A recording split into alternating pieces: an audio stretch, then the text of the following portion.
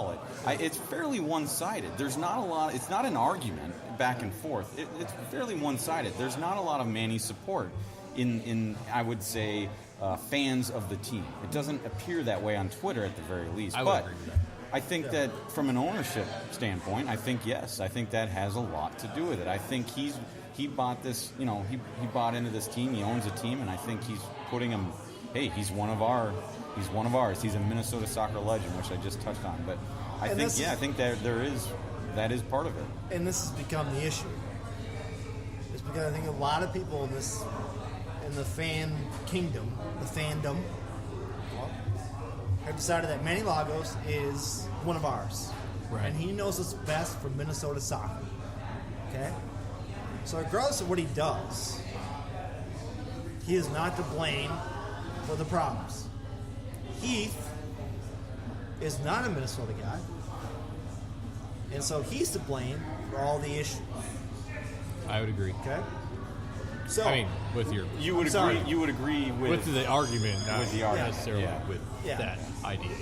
And I think, trust me when I say this, I think the whole Christian Ramirez thing, him getting traded, was a big blow to fans of NASL days or whatever. Manny Lagos is the next step to breaking that whole Minnesota vibe out of the United. Well, and maybe it was Manny, and we won't maybe ever know, but maybe it was Manny Lagos that actually started that. Maybe it was his decision to jettison Christian Ramirez. But I would agree with that. But see, the problem is, Dave, I look at other sports teams in this area, right? Look at the Wild, the Twins, the Wolves, the Vikings. Okay, you have to break outside of the Minnesota nice thing to get better. Yeah. I'm not saying that can't work, because it has worked before. But when you have a guy who's been around for a long time, Manny Lagos is a prime example. Ken Herbert. I look at Manny Lagos the same way I look at Terry Ryan for the Twins. Of course. Okay? Been around forever with the Twins. And we had a tough time breaking ourselves away from Terry Ryan because he'd been one of us. Yeah. He wasn't from Minnesota, but he'd been around forever. Manny Lagos is the same way. Sure. Yeah, I think he is. And I don't think you're going to, whether the fans want it or not, I don't think you're going to see a change at that level for some time. I think it's going to take a little bit more. I think it might take some failure in year 3 or 4 or 5 for that to happen. If year 3 totally sucks, and 4 of us don't want that to happen, okay? No. We all want it to be we want it to be a good year. Yep. Almost a great year. We want the Bobs and the Angelos and the Ibarra Juniors to show what they can do on this stage. Right. But if it's not a good year, does Manny get the heave-ho? I mean, I think he needs to get the heave-ho in July if it's not a good year. So you're saying if halfway through the season... Right. But I mean, I even say that about Heath, too. Yeah. And I'm pretty pro-Heath. I think it would be Heath first. It will be, without a doubt. It will be Heath. Of course it will be. I think so. I agree with that. And I don't necessarily think it should be Heath first, but that's the way it works in all pro sports. In all pro sports, that's the way it works. We get rid of the coach first. And it's interesting, getting back to that interview, Manny Lagos actually gives a little credit to Heath for, having the flexibility that he had. It's a cliche, overcoming adversity. He had to deal with those early injuries. He had changed formations from his preferred formation. So he actually credited Heath with having that flexibility that you need. But speaking of this interview, let's get back to it. Let's get back to the interview. My thought is, this interview was very cut and dry. Here's what it is. That's that. He didn't give us anything that we wanted to hear. Yeah, and I wouldn't say that Jeff was terribly into throwing hardball questions either. But Jeff should...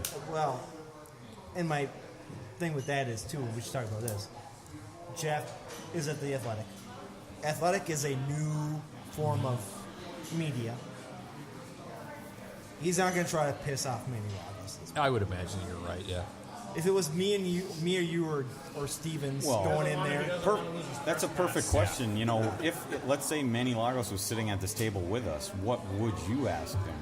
Oh, do you have an obvious I have question? questions for Manny. Yeah.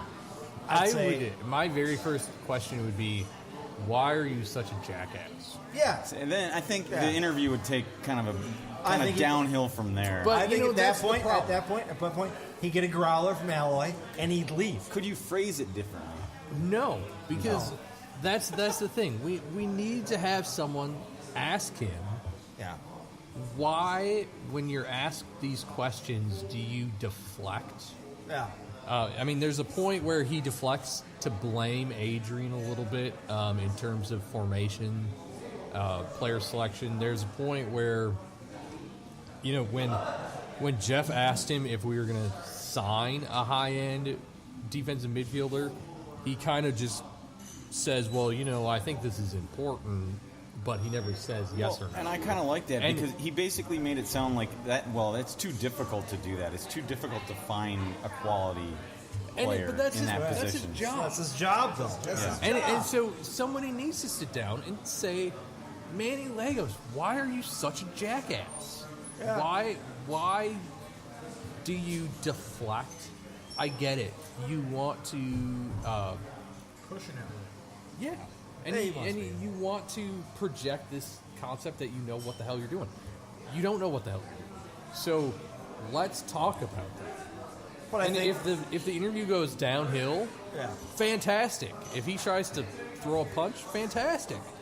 But I think If we have to buy him a whiskey or beer or wherever I think the we hell it should is, try and line him great. up for a future podcast here in the off season on the Loonacy podcast. Yeah, I don't think he'll Let's be go. here. I don't think he's around. I mean, that would put us on the map. Yeah. It would. It would. I mean, But I think, yeah. After these comments, he wouldn't come. but I think what you're Probably saying, not. what you're saying is mainstream media, right? They're going to ask him a certain amount of questions. Yeah. The fans aren't going to ask him.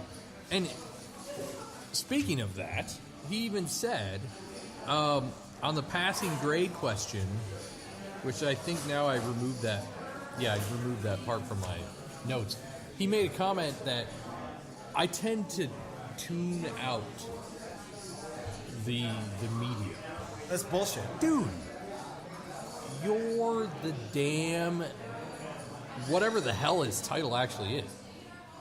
It's Yeah. your job. If the is media his job. doesn't agree with you, you need to be paying attention to that and understanding what they're saying Yeah. and being willing to respond to those comments. Exactly. And right. I can Don't quote- tune it out. I'm looking at the article right here, and it's very contradictory. In fact, when he asked that question about how, Chris Wright gave out Heath and Manny Lagos passing grades, how do you feel about that? Is basically what paraphrasing Jeff Reuter. But again, and then he goes to answer, and I quote: "Again, the media stuff is something where I either filter it or I don't hear it." Okay, like you mentioned. But then he goes on in the very next sentence to say, and I quote, "I take it very seriously how our fans feel and what they think." Well, why in the first sentence did you say you filter it out or don't hear Hey. it? What's going on there? Guess what, Manny Lagos?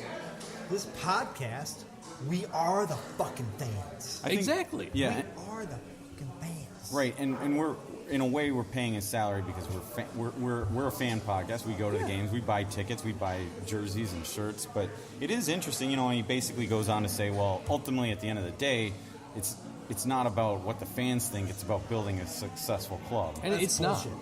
And I mean, if the club is successful, the fans are going to be happy. Correct? Exactly right. But- Right. So we maybe are the guys.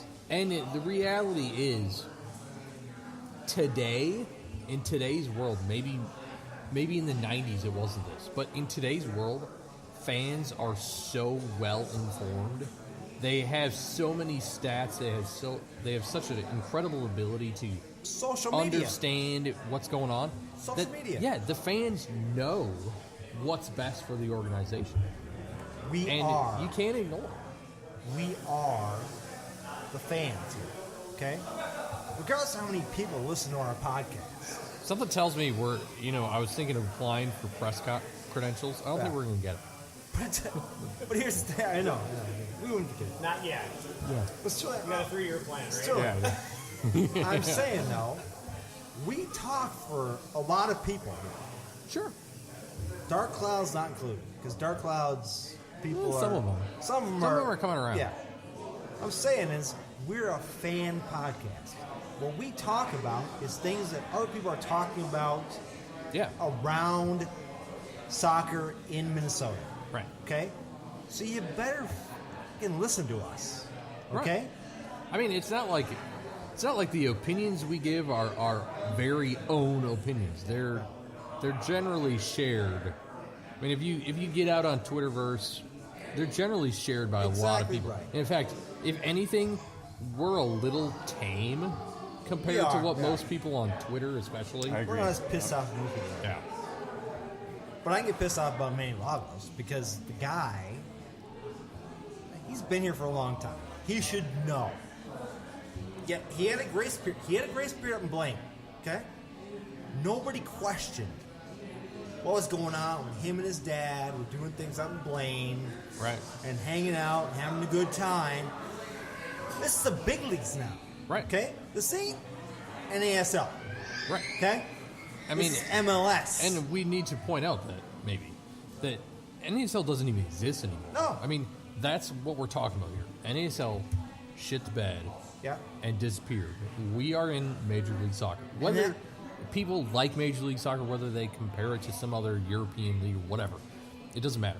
Yeah. The reality is the big leagues, as This you is the pointed big out, league. this is Major League Soccer. This is where the money is made. Yep. This is where the fans come in. And I get you. Right. You're going to have a sellout at your games every game next year. Mm-hmm. I know that for a fact. Okay? But let's go above that. Let's try to make something happen. And I've seen one move from you that's been great, Yep. the Dara move. I've seen 3 moves that I don't know about yet. Ibarra Jr., Angelo, and Bob. Okay? And I've seen one move, the Ramirez move, where everybody flipping hates you for it. Gomez. Well, let's not talk about Gomez. We already have, so it's too late. I've seen one move that people are going to roast you forever for. It's Gomez. Because he's a terrible person. Not a terrible person. He's a terrible I was player. gonna say, Terrible might player. be fantastic. Yeah. I'm sure he's a great person, but he's a terrible player. So, just to end my whole rant, Manny Lagos has got to get out of the whole I'm here to stay type of general manager-ish, thing. Right. And he's got to be the guy. I know he doesn't have the same money. I realize he doesn't have the same money as Atlanta Right. or Seattle or wherever. But let's get out of the whole I'm Manny Lagos, I can do what I want because I'm a Minnesota guy and blah, blah, blah. And I don't think he has a choice now. I mean, now, coming into 2019, beginning with Allianz Field opening, I mean, that's year 3 of the 3-year plan, which He has we to do always talk something. about. So, yeah, it's coming. The pressure's coming, and it's next year. And let's, a little bit, guys, let's talk about Atlanta for a little bit because I want to bring this up. Atlanta did the exact opposite of what Minnesota did, right? Right. So Atlanta went out to spend money. Guess what? In year 3, oh shit, they're going to be done Potentially. because they're losing their manager. They're losing one of their top players. It could be losing more than that. Yeah. So guess what? Yeah. All Well, I've been talking about could be done. Here comes the Minnesota United. Watch out. Potentially, yeah. So, with the investment conversation, Manny had said that in terms of talking about the academy system and Yeah. overall just like growing the club and the USL, not having a USL affiliate, he said that ultimately it's a big ask from the ownership to do everything all at once. I call bullshit. Now, Yeah. I think that to say do all this stuff and then invest in players, Yeah. okay, I get that.